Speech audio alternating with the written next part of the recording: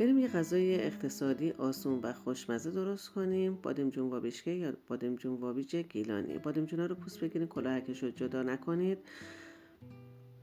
برش‌های به علاوه‌ای و باریک بزنید و نگینی خرد کنید.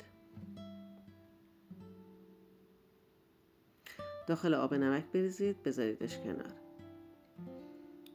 گوجه ها رو به همون صورت به شکل به علاوه و برش‌های باریک و نگینی خرد کنید. با چاقوی اره‌ای خرد کنید که گوجه هاتون له نشه.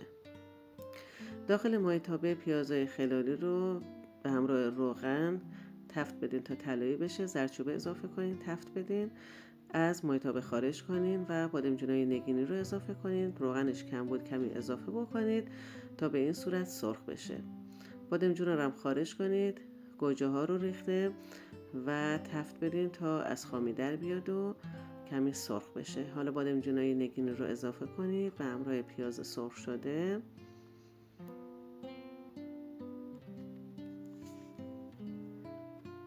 فلفل و نمک بریزید و درش رو بذارید تا مزه ها به خورده هم بره. عزیزان با لایک، کامنت، سابسکرایب، فالو کردن و زدن زنگوله کانال خودتون رو حمایت کنید تا آموزش های دیگه‌مون هم داشته باشید.